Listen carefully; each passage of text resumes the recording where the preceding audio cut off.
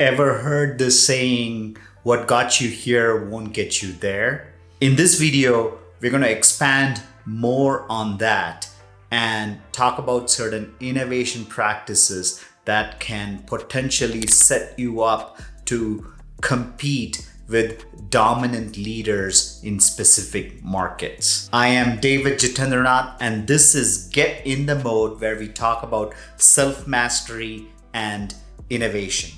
Living in Colorado, one of my favorite activities is fly fishing.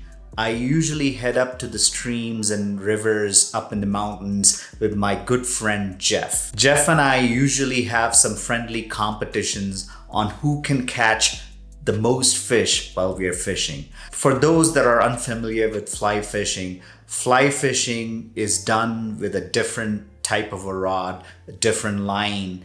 You're not fishing with bait, but you're fishing with flies that match and resemble the insects and the living organisms in the water. There's this one time where Jeff and I went fishing, and I felt like I've done my research reading this particular book.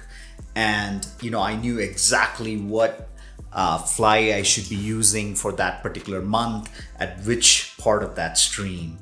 And I kept casting, trying to perfect my casts. And 3 hours later, I didn't catch anything. To my astonishment, Jeff had already caught 5 fish just in different stretches of water in that same stream. What I realized was Jeff was constantly experimenting, inventing new ways to fish. He was trying to figure out where his shadow was falling when he was fishing with the sun moving around him.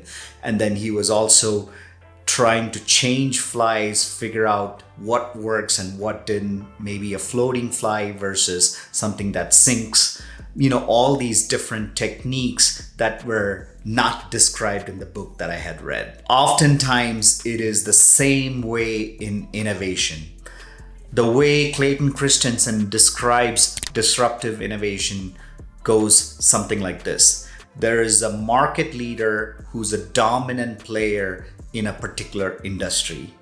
In that market enters a newcomer, a startup potentially, that has figured out a way to deliver to its customers a smaller portion of the dominant player's service offering. It could be a niche product. What is innovative about this startup or this smaller player is they are able to deliver faster and cheaper because of certain innovative ways. If you are an innovator that is trying to compete with a market leader or a dominant player in a specific industry, what are some ways that you can come up with some innovative solutions and inventive ways to deliver a smaller offering or a niche product?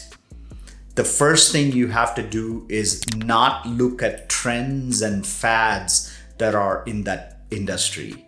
The second thing to do would be to look inward, come up with your own unique perspectives, and challenge some of the industry leading techniques and methodologies. You see, there are a lot of so-called innovators who really know what works in a particular industry, the type of methodologies, the techniques, and they constantly say, hey, this is how we do it in this industry.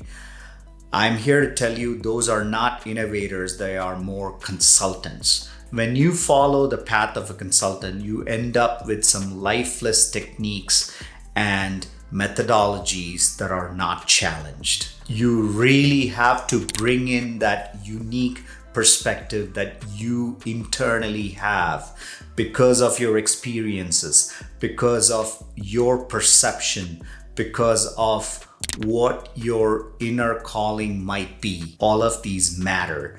And that's precisely what is going to give you some innovative ways to deliver that particular niche product. The other thing to do is also not practice disruption for disruption's sake.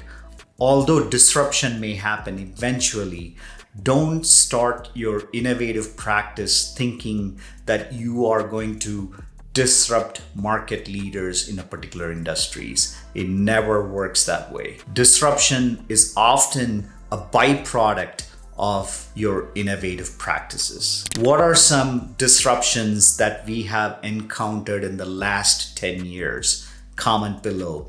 If you got some value out of this video, give this video a thumbs up and consider subscribing to the Get in the Mode YouTube channel. Thanks for watching.